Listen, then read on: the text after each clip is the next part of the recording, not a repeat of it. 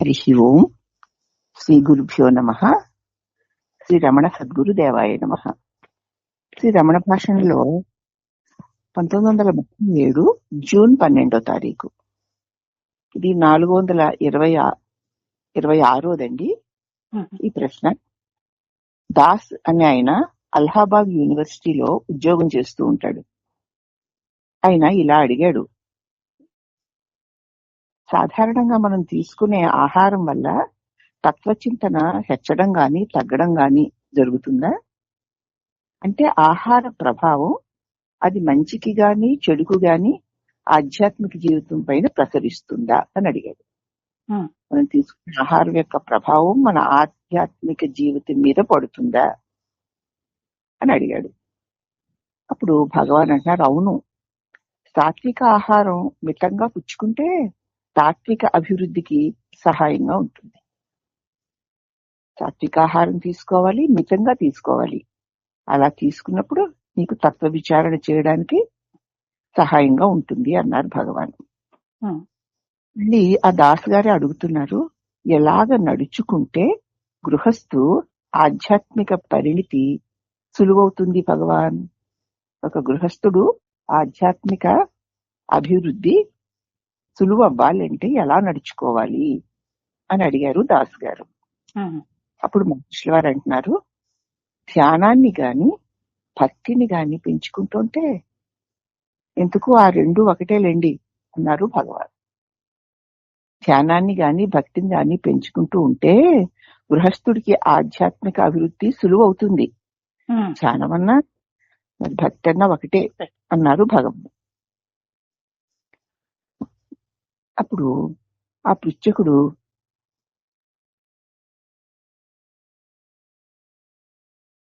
దైవం పేరు చెప్తూ, దైవాన్ని thinking the name of God అంటారు కదా, దాని అర్థం ఏమిటి? దైవం పేరు వృధాగా ఎన్నవద్దు అని బైబిల్ చెప్తోంది కదా. హిందూ శాస్త్రాలు దైవాన్ని సతతము తలపోయమంటాయి. దీని సమన్వయం ఏమిటి? బైబిల్ ఏమో ఊరికే దైవం పేరు ఎత్తి వృధా చేయకండి దైవాన్ని అనేమో బైబిల్ అంటోందిట. హిందూ శాస్త్రాలేమో దైవాన్ని సతతము తలపోయండి అంటుందట. వీటి సమన్వయం భగవాన్ అని అడిగాడు ఆయన. అప్పుడు మహర్షి, దైవాన్ని అనడం హృదయం నుంచి రావాలి. దైవాన్ని సదా తలపోస్తూ ఉండడం హృదయంలో నుంచి రావాలి. కృత్రిమంగా పెదవులపై నుంచి కాదు. ఏదో పెదవులతో రామరామ అంటూ ఉంటాం కదా, హృదయంలో నుంచి రావాలి. అది అందరికీ ఒక ఊత కదా, ఏదో రామ, అదే కృష్ణ, లేకపోతే ఏదో సాయిరామ్, ఏదో అలా అంటూ ఉండడం ఒక ఊత పదం. అంత మాత్రాన వాళ్ళ హృదయం దైవనామానికి కరిగిపోయి అంకితమైపోయి ఆ మాట వచ్చింది అనుకోకూడదు. అనగా ఊత పదం అయిపోతుంటుంది. అంచేత అది హృదయంలో నుంచి రావాలి, కృత్రిమంగా పెదవుల నుంచి కాదు. దైవం అని అంటే ఆయనకు తను సమర్పించుకోవడం. ఆ శరణాగతి తర్వాత దైవనామ చింతన నిరంతరంగా దానికదే అంతరంగంలో సాగిపోతూ ఉంటుంది. ఎప్పుడైతే నిన్ను నువ్వు పూర్తిగా ఆయనకు సమర్పించుకున్నావో ఆ తర్వాత నువ్వు చెయ్యక్కర్లేదు. నీ లోపల నుంచే దైవనామం నిరంతరంగా సాగుతూ ఉంటుంది అన్నారు భగవాన్.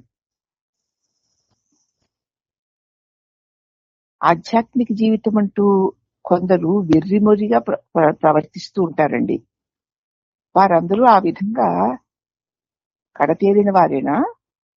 ఉత్తమ యోగులను గుర్తించేందుకు ఏవైనా మూల లక్షణాలు ఉన్నాయా అన్నాడు ఆ దాసు గారు.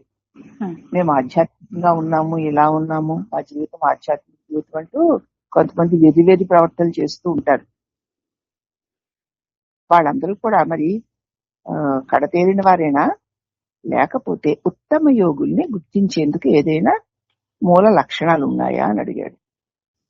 మేము ఆధ్యాత్మిక జీవితం జీవిస్తాం, మేము ఇలా ఉంటాం, మేము అలా ఉంటాం, మేము ఇలా చేస్తాం, మేము అలా చేస్తాం, మాలాగా ఎవరు చేయలేరు, మేమే చేస్తున్నాం అంటూ చాలా మంది ప్రవర్తిస్తూ ఉంటారు. మరి వాళ్ళందరూ నిజంగా కడతేరిన వారేనా, లేకపోతే ఉత్తమ యోగుల్ని ఎలా గుర్తించాలి అని అడిగాడు అతను. భక్తి యోగంలో కూడా మరి అర్జునుడు అడిగాడు కదా, నీకు అద్భుతమైన భక్తుడు ఎలా ఉంటాడు, జ్ఞాని ఎలా ఉంటాడు? జ్ఞానికి భక్తుడికి నామరూపాలతో కూడినటువంటి దైవాన్ని అర్పించుకున్న వారు ఎలా ఉంటారు, రూపరహితమైన ఆ మహాశక్తికి అర్పించుకునే వారు ఎలా ఉంటారు అని అడిగాడు. మరి 12వ అధ్యాయంలో మొట్టమొదటి శ్లోకంలోనే. ఇప్పుడు మహర్షి అన్నారు, జ్ఞాని మనస్సు జ్ఞానికే తెలియాలి. తాను జ్ఞాని కానిది జ్ఞానిని అర్థం చేసుకోలేడు. జ్ఞాని లక్షణాలు ఎలా ఉంటాయి అంటే, జ్ఞాని మనసు జ్ఞానికే తెలుస్తుంది. జ్ఞాని కాని వాడు జ్ఞానిని అర్థం చేసుకోలేడు. అలాగే కూడా ఒక లక్షణాన్ని పట్టి చూడొచ్చు. ఏమిటంటే ఆయన చుట్టూరా మనశ్శాంతి మాత్రం నిండారి ఉంటుంది. ఒక్కదాన్ని గుర్తించవచ్చు, ఆయన దానిలో శాంతిగా ఉంటుంది. దాన్ని బట్టి యోగి యొక్క ఔన్నత్యాన్ని మనం అర్థం చేసుకోవచ్చు. వారి మాటలు చేతలు, వారు అగుపించే తీరు, ఇవేవి వారి ఔన్నత్యానికి కొలమానాలు కావు. అన్ని మాటలు, ఆయన చేతలు, వాళ్ళు కనిపించే తీరు, కట్టుబొట్టు తీరు, అవన్నీ కూడా వారి ఉన్నతత్వాన్ని తెలుసుకోవడానికి కొలమానాలు కావవి. అవి సామాన్యులకి సులువుగా అర్థం కూడా కాదు. మనలాగే ఉంటారు, మనలాగే తింటారు, మనలాగే సంసారం చేస్తారు, మనలాగే లోక విషయాలు మాట్లాడుతూనే ఉంటారు. వారికి మనకి తేడా ఏముంది? వాళ్ళకి కాస్త ఎక్కువ తెలుసు అంతే కదా, మనకి తెలియదు ఇంకా కొంచెం వాళ్ళకి తెలుసు అనుకుంటారు లోకులు. కానీ అలాగే ఒక జ్ఞాని యొక్క లక్షణాలు మనం గుర్తుపట్టలేము.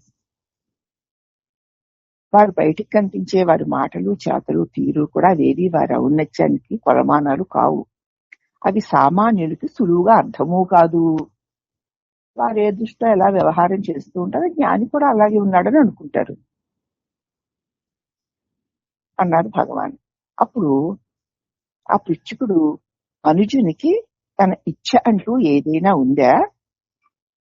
అంతా విధి విహితము విధాయకమైన వ్యక్తికి తన ఇచ్ఛ అంటూ ప్రత్యేకంగా ఏదైనా ఉందా? అంత విధి ప్రకారమే నడుస్తోందా అని అడిగాడు. ఇప్పుడు మహర్షి పురుషకారము వ్యక్తిత్వము కలిసే ఉంటాయి. వ్యక్తిత్వము ఉన్నంత వరకు పురుషకారము కూడా ఉంటుంది. దీన్ని గుర్తించే అన్ని శాస్త్రాలు పురుషకారాన్ని సరైన మార్గంలో నడిపే విధాలను బోధించాయి. కాబట్టి పురుషకారం అంటే నేను అని వ్యక్తమైనటువంటి ఒక వ్యక్తి. అవి రెండు కలిసే, నేనును వ్యక్తమైన వ్యక్తి అన్నవాడు ఇద్దరు కలిసే ఉంటుంది. ఈ వ్యక్తిత్వం ఉన్నంత వరకు పురుషకారము కూడా ఉంటుంది. దీన్ని గుర్తించే అన్ని శాస్త్రాలు పురుషకారాన్ని సరైన మార్గంలో నడిపే విధానాన్ని చెప్తూ ఉంటాయి. ఈ విధి, ఈ పురుషకారముల అక్కర ఎవరికి అని మనం విచారించాలి. ఈ నేను అని వ్యక్తమైన ఒక భావన, దాన్ని బట్టి ఆ భావనని బట్టి నేను మేను అని తలపోసే వ్యక్తి, ఇవి రెండు కలిసే ఉంటాయి. అవునమ్మా. అందుచేత దీన్ని గుర్తించి శాస్త్రాలు ఏమంటున్నాయంటే, ఈ పురుషకారాన్ని నేను అన్న దానిని నేను అన్న దానిగా ఎలా మారిందో గుర్తించి దాన్ని సరైన మార్గంలో నడిపించే విధానాలు బోధించాయి. ఈ నేనుని సరైన విధానంలో వ్యవహారానికి వాడుకోవాలి. ఇప్పుడు మనం ఆ నేనుని నేనుగా అభిమానిస్తూ వాడుకుంటున్నామమ్మా. అవునమ్మా. అలా కాకుండా ఈ పురుషకారాన్ని సరైన మార్గంలో నడిపే విధానాలను బోధిస్తున్నాయి శాస్త్రాలు. విధి పురుషకారముల అక్కర ఎవరికి, దాన్ని విచారించాలి. ఈ విధి, ఈ పురుషకారము, వీటితో ఎవరికి పని అని ఆలోచించాలి. ఆ విచారణలో స్థిరపడిపో. ఎంతసేపు ఎవరికి ఏది వచ్చినా ఇది ఎవరికి? ఉమ్. నాకు. నాకు అంటే పురుషకారము కదా. అవును. నేనెవరు? ఉమ్. ఈ నాకు అనే నేను వాడికి ఇది ఉంది అది ఉంది అనేటువంటి విధిను. ఉమ్. విధి ఎవరికి ఉంది? నాకు. నాకు. ఈ నేనెవరు అంటే ఈ నాకు అన్నవాడు పురుషకారం కలిగిన వాడు. ఉమ్. వాడికి విధి ఉంది. ఉమ్. అవునా? అవునమ్మా. ఎవరికి అని ప్రశ్నిస్తే ఇగో నాకు అనేటువంటి వాడికిను ఆ విధికిను ఆ సంబంధ బాంధవ్యాలు. అంతే. దీన్ని గుర్తించే అన్ని శాస్త్రాలు పురుషకారాన్ని సరి అయిన మార్గంలో నడిపే విధానాలు బోధించే. ఉమ్. కాబట్టి విధిను ఈ పురుషకారమును అవి ఎవరికా అని విచారించి చూడు. ఉమ్. ఆ విచారంలో ఇంకంతే మాటికి ఈ నేను అనేటువంటి పురుషకారాన్నిను వాడికి అది ఉంది ఇది ఉంది అనేటువంటి వాడి విధికిను ఉమ్. నువ్వు సాక్షిగా చూస్తూ ఉండు. ఉమ్. ఆ రెండింటిని దాటిపో. ఈ విషయాల్ని చర్చించే ఉద్దేశము అదే. అందుకే ఈ విషయాలని విధి అని పురుషకారం అని అని చెప్తూ ఉంటారు. ఉమ్. అందుకే ఈ పురుషకారము ఎవరికో అని గుర్తిస్తే ఆ గుర్తించడమే, దాన్ని దాటిపోయి చూడడం. అవునమ్మా.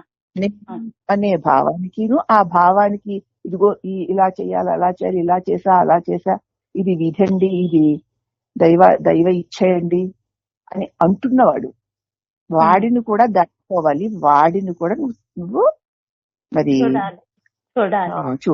చూడాలి. ఈ విషయాన్ని చర్చించే ఉద్దేశం అదే. ఈ ప్రశ్నలు ఎవరికి కలుగుతున్నాయో గుర్తించి హాయిగా సుఖంగా ఉండు. ఎవరికి కలుగుతున్నాయో వాడిని గుర్తించేసరికి వాడే లేకుండా పోతాడమ్మా. అవునమ్మా. ఒకవేళ వాడు ఉన్నా అవి వాడికి, నీకు లేవుగా. లేవమ్మా. వాడే అతను వాడేదో పడుతున్నాడు, నేనంటాడు, నాదంటాడు, ఇలా చేశా అంటాడు, అలా చేశానంటాడు, ఇంత గొప్ప అంటాడు, అంత గొప్ప అంటాడు, ఇది తప్పు అంటాడు, ఇది పాపం అంటాడు. వాడిని కనుక దాటిపోతే నువ్వు హాయిగా సుఖంగా ఉంటావు.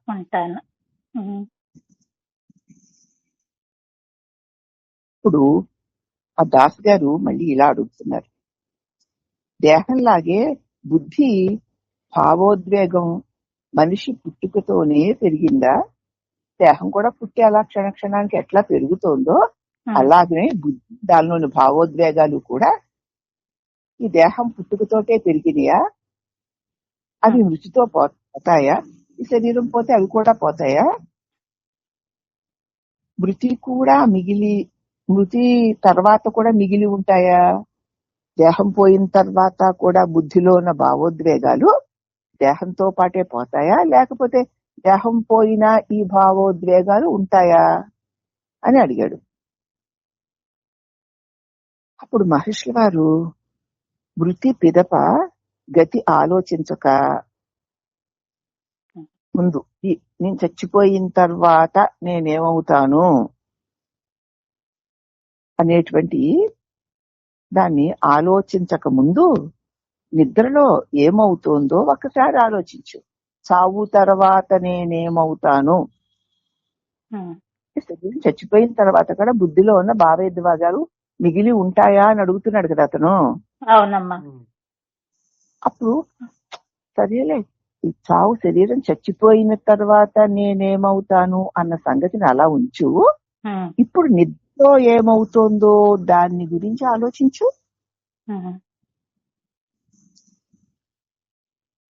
నిద్ర 2 జాగ్రత్త అవస్థల నడుమ ఉంటుంది. అవునా? అవునమ్మా. ఆ అంతరాన్ని అవి మిగులుతాయా? 2 జాగ్రత్త అవస్థల నడుమ ఉన్నటువంటి అంతరంలో అంటే నిద్రలో ఇంకేమైనా మిగులుతాయా? ఉన్నాయా నీకు? లేవమ్మా. అంటే అతను అన్నాడు నిస్సందేహంగా, అంటే మిగులుతాయి అని చెప్తున్నాడు. సందేహం లేకుండా అవి మిగులుతాయి అంటున్నాడు. ఉమ్,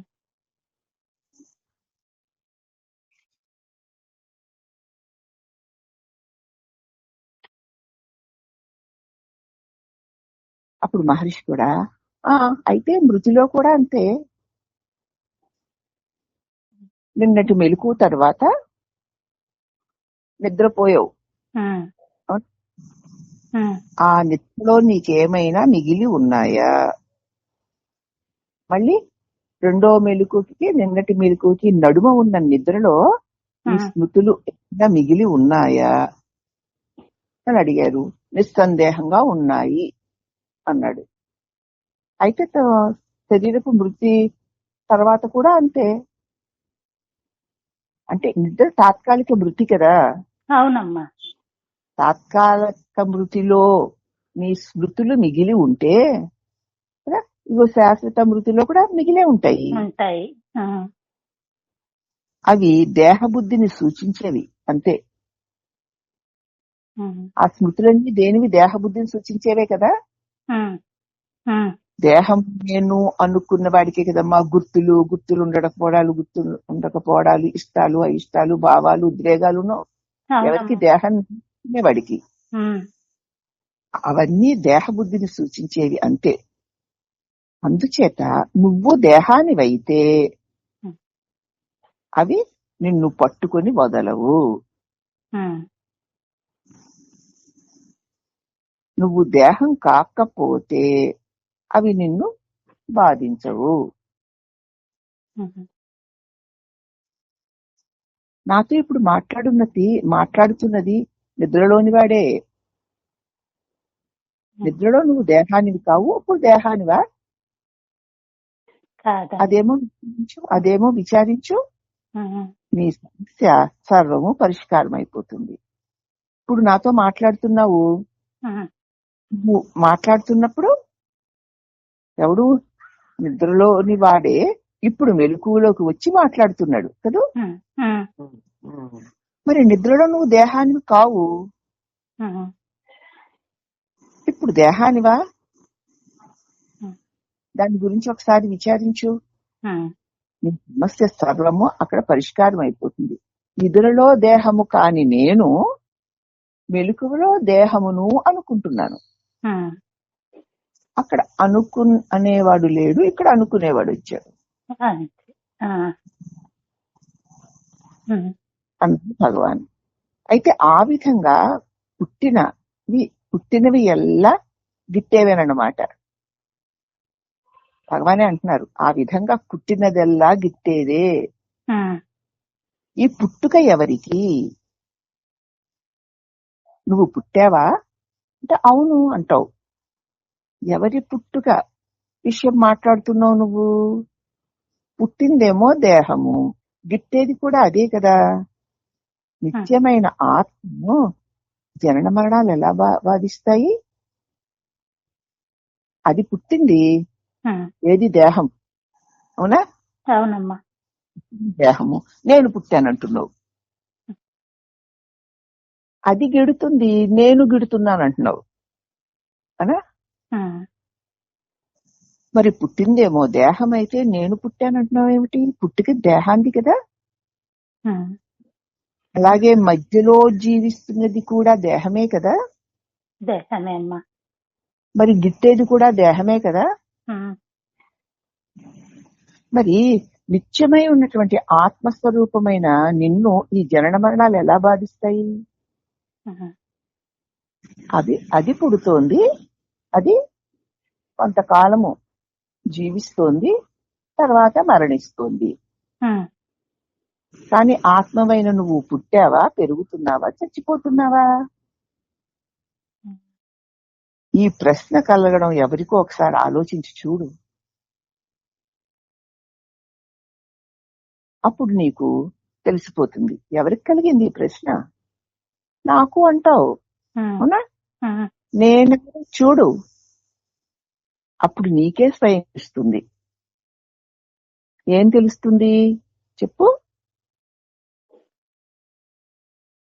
నేను పుట్టలేదని, పుట్టలేదు, నేను గిట్టలేదని, చావలేదు. ఆ శరీరము కదా ఎప్పుడైతే తెలియబడిందో అప్పుడు పుట్టింది అనుకుంటూ, ఎప్పుడైతే తెలియబడకపోయిందో అప్పుడు చచ్చిందని అనుకోవడం వల్ల అది పుట్టి చస్తుంటే నేను పుట్టి చచ్చాను అనుకునేది ఒక భావనే తప్ప దానిని కూడా తెలుసుకునేటువంటి ప్రకాశాన్ని నేను అని నీకు తెలుస్తుంది ఉమ్.